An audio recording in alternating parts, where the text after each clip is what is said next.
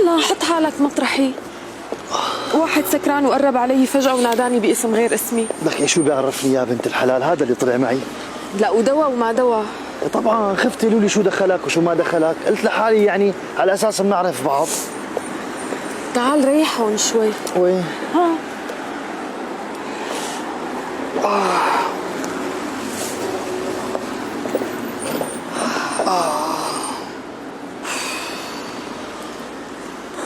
كيف ملاقي حالك؟ والله يا عزيزتي ملاقي حالي مضيع. شو مضيع؟ حالي. شرفك هلا وقت التنكيت. لا الله يخليكي، التنكيت تحديدا ما له وقت. لا تعملي لنا مثل ام صلاح. مين ام صلاح؟ امي الله يرحمها. كانت كل ما احكي نكتة تقول لي هلا وقت التنكيت. كانت كل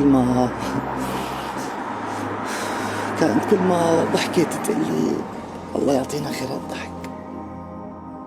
كلك بارية هيك؟ لا ام صلاح كانت غير شكل. كان عندها موقف من الضحك، يعني شلون اشرح لك،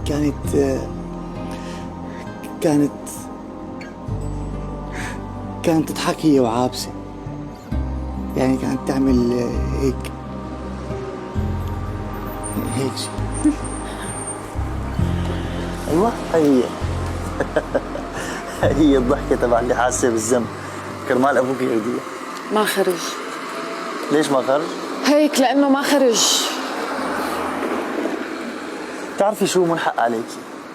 الحق علي اكلت قتله كرمالك. اي خلص بقى، انت اصلا لو عرفان حالك حتاكل قتله يمكن ما كنت قربت. انا بعرف اني ما باكل قتله ومتاكد من الشيء، بس هذا اخر واحد نزل يفضى عرض.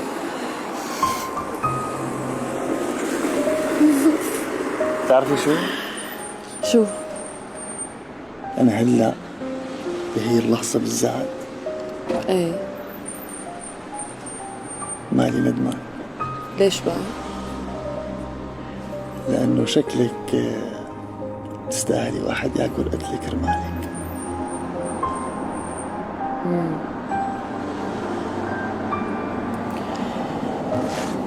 شكرا، الحمد لله على سلامتك.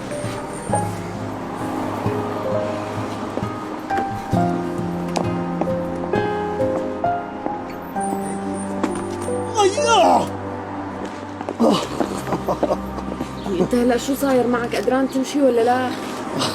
انا قدران اعمل كل شيء بالدنيا، بس يعني اذا بلتقى حدا يساعدني ما بقول. يعني مساعدة مثل شو؟ يعني على سبيل المثال اذا بتوقفي لنا شي تاكسي وتحطينا فيها تهدفنا على البيت بكتر خير. طيب قوم خلصني.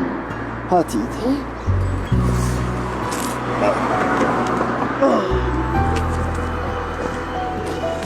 صحيح ما تعرفنا على الاسم الكريم.